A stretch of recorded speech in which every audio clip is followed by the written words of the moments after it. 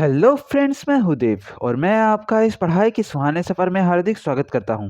तो पिछली वीडियो में हमने BCSCT 131 का सेक्शन 2.3 पढ़ा था। अब हम इसका सेक्शन 2.4 पढ़ने जा रहे हैं, तो बिना किसी देरी के स्टार्ट करते हैं। Section 2.4 Heisenberg uncertainty principle. तो हाइजेनबर्ग अनसर्टेनिटी प्रिंसिपल के बारे में पढ़ेंगे हम इसमें। In the last section you have studied about the dual nature of electrons. हमने ड्यूअल नेचर ऑफ इलेक्ट्रॉन के बारे में पढ़ा था। Let us now see if we can say something on the location of an electron. अब हम देखेंगे कि हम क्या इलेक्ट्रॉन की लोकेशन के बारे में कुछ कह सकते हैं।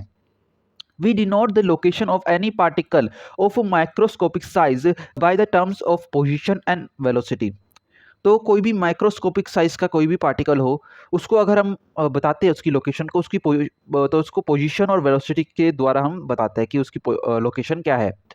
Where we try to determine the position of a moving electron by focusing light on it on perturbing it with photons.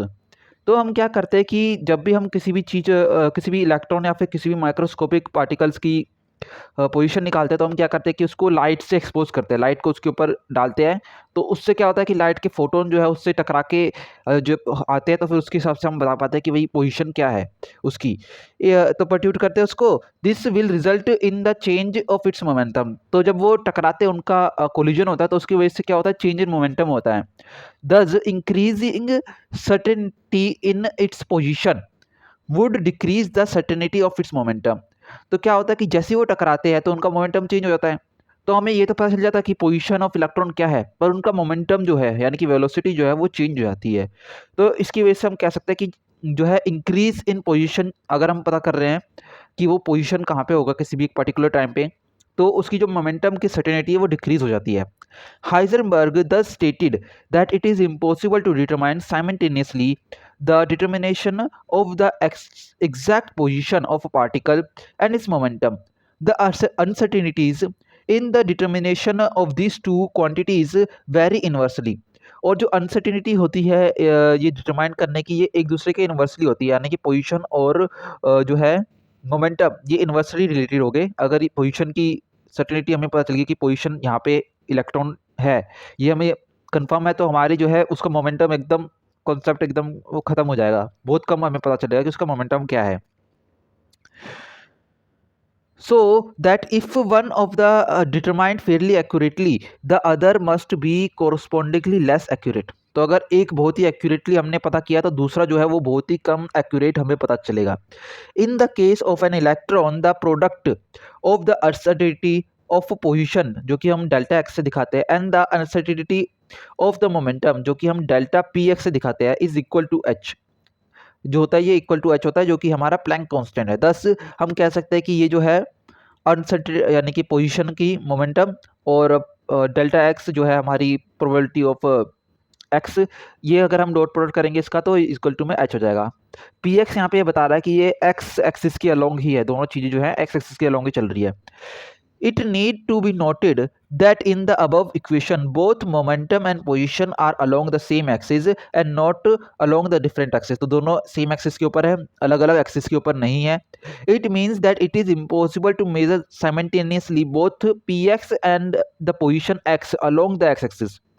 तो अगर हमें साइमल्टेनियसली पी एक्स यानी कि मोमेंटम और पोजीशन दोनों निकालनी है किसी भी इलेक्ट्रॉन या फिर किसी भी माइक्रो पार्टिकल्स की अलोंग एक्स एक्सिस, एक एक्सिस के ऊपर ही, तो वो निकालना जो है वो मुश्किल है।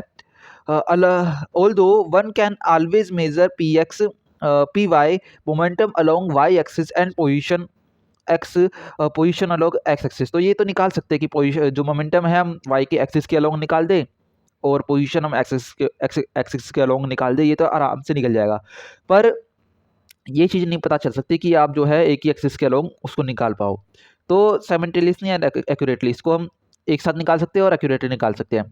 The limitation appears equally well to the other combinations of the variables like velocity, energy, time, angular momentum, etc. Thus we can say that delta E dot delta T is equal to h. तो ये जो है ये चीज़ सिर्फ इसी के ऊपर depend यानी कि इसी के ऊपर कॉन्सेंट्रेटेड नहीं है कि मोमेंटम ऑफ और पोजीशन के ऊपर ही नहीं है, ये सारी चीज़ें इसके साथ भी चलती है, जैसे कि वेलोसिटी हो गया, एनर्जी हो गया, टाइम हो गया, इनके साथ भी ये चीज़ें जो है होती है, यानी कि सेम एक्सिस के ऊपर। It is interesting to note that for each pair of variables to which Heisenberg uncertainty principle applies, the product has the same dimension as Planck constant। तो ये नोट करने वाली बात है कि जिनके ऊपर भी ये हाइजेनबर्ग का अनसर्टिनिटी प्रिंसिपल लगता है, उनकी डायमेंशन जो है प्लैंक कांस्टेंट के इक्वल आती है। Thus, in view of the uncertainty principle, Bohr's model having defined orbitals needs some modification because we are not able to locate the electron precisely। तो uncertainty principle के हिसाब से bore को जो है थोड़ा सा मॉडिफिकेशन करने की ज़रूरत थी, क्योंकि हम उसके इलेक्ट्रॉन्स को जो है प्रिसाइसली एक्यूरेटली हम उसको लोकेट नहीं कर पा रहे थे। The best we can do is that only the probability of finding an electron in a particular region of space can be predicted at a given time। तो हम यही कर सकते हैं कि किसी भी पार्टिकुलर टाइम पे कोई एक रीजन बता दे कि इस रीजन में हमें जो है इलेक्ट्रॉन मिल सकता है, तो इसकी जो है पोजीशन की जो है एक्यूरेसी हमने कम कर दी और मोमेंटम की थोड़ी बढ़ा दी, तो यानी कि एक अच्छा खासा प्रिडिक्शन हो जाता है। तो इसलिए हमारे जो एटॉमिक मॉडल्स जो बने थे बाद में, उसमें हमारे रीजन्स आ जाते हैं। About this you will study in the unit 4 the difficulties in explaining certain facts with the help of classical mechanics as studied earlier in this unit led Schrödinger to develop a new approach towards the atomic structure which is known as the wave mechanics। You will study about this approach in detail in the next unit। तो यही difficulty जो आ रही थी कि electron नहीं निकल रहा था, तो ये जो है ये क्लासिकल मैकेनिक्स के द्वारा स्टडी किया था। दूसरे यूनिट में आप पढ़ेंगे जो श्रोडिंगर ने एक न्यू अप्रोच जो डेवलप की उसके द्वारा। तो उसकी वजह से हम क्या है कि एटॉमिक स्ट्रक्चर को एक नए तरीके से स्टडी कर पा रहे थे, जिसको बोलते हैं वेव मैकेनिक्स। तो वेव मैकेनिक्स को हम जो है अब नेक्स्ट क्लास में पढ़ेंगे, नेक्स्ट यूनिट में पढ़ेंगे यानी कि।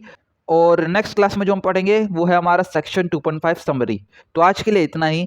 अगर आपको कोई डाउट हो तो आप उसे कमेंट सेक्शन में लिख सकते हैं ताकि डिस्कशन स्टार्ट हो सके, और जो भी डाउट ज़्यादा पूछा जाएगा मैं उसके ऊपर वीडियो भी बनाऊंगा। So put your doubts in the comment section below and I am looking forward to studying with you again. So see you in the next video. Bye bye.